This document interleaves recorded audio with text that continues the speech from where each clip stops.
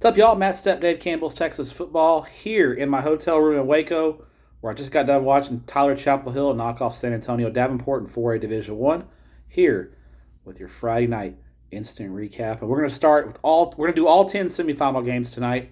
Start largest classification and smallest classification, and work our way down.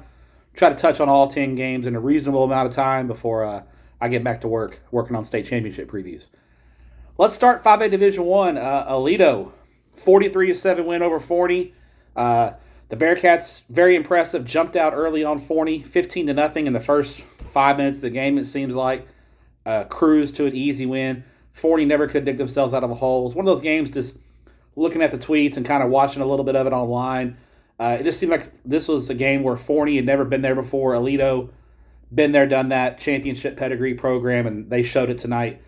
Pretty dominant performance over Forney, 43-7. You got to think Aledo next week is the favorite in the state championship game. But they're going to have their hands full. Smithson Valley, Larry Hills Ball Club, back in the state championship for the first time since 2004. They go down to Corpus Christi, and first three quarters completely dominate Brownsville Veterans Memorial. The finals 49-21. Brownsville Vets got 3 window dressing touchdowns in the fourth quarter against against Smithson Valley's backups. This game was over after the first quarter. It was 21-0 into the first quarter, 28-0 early second quarter. Game was over. Dominant performance from the Rangers. I think Smithson Valley and Aledo is going to be a fun state championship game. Aledo will be the favorite, but Smithson Valley could be the kind of team that gives Aledo trouble. We'll see. They got some playmakers, but this Aledo team is just a machine right now. Looks like they're on a mission right now, to be frank with you. I just don't see anyone stopping them in 5A Division 1. 5A Division 2, we get a rematch in the state championship game. South Oak Cliff will take on Port Neches-Groves on Saturday morning to close out the high school football season. The first game of the final day of the season.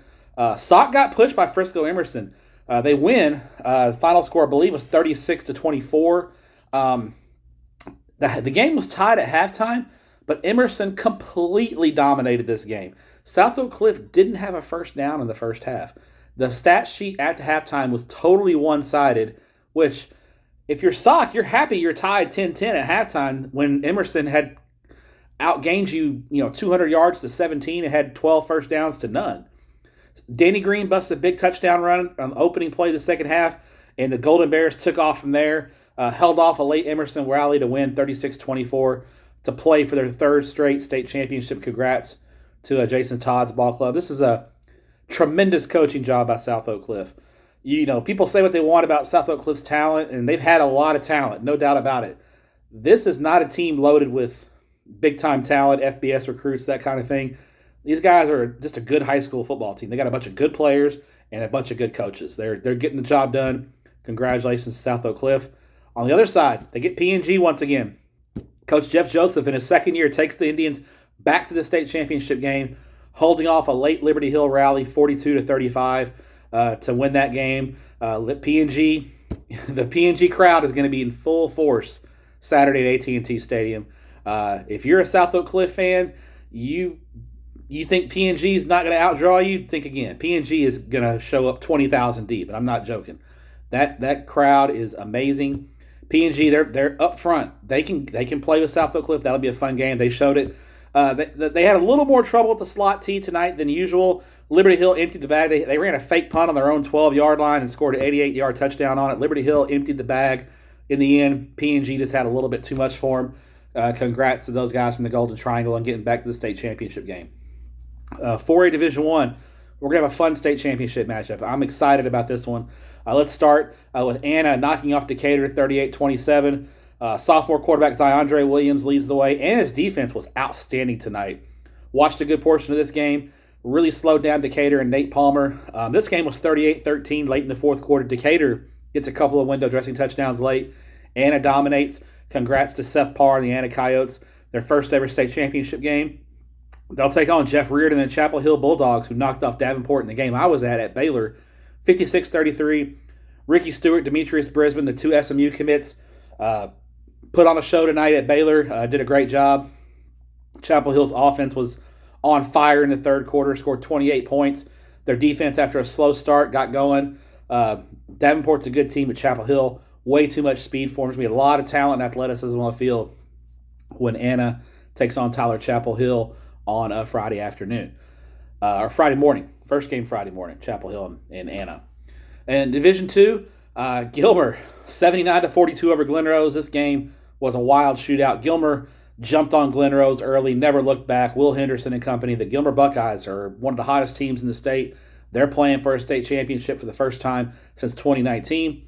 They will take on the Belleville Brahmas, who got their test. Cody Stover almost did it. He put Wimberley on his back and almost had Wimberley to take into this game to overtime at Belleville. Their defense stops a 2-point conversion late. The Brahmas in the state championship game taking on Gilmer. This is going to be a fun matchup of a slot T team in Belleville, a spread team in Gilmer. Both teams score a ton of points. Belleville's defense has been great all year. Did Wimberley maybe show the recipe of how to handle Belleville? We'll see. Gilmer's team speed is going to be an issue for Belleville. They are maybe the fastest team in 4A Division II with Will Henderson and Caden Tennyson there at quarterback. Gilmer's got dudes that can go, so keep an eye on this game. 3A Division II, we round this thing out real quick. Canadian and Gunner, round 7, and it goes to Gunner.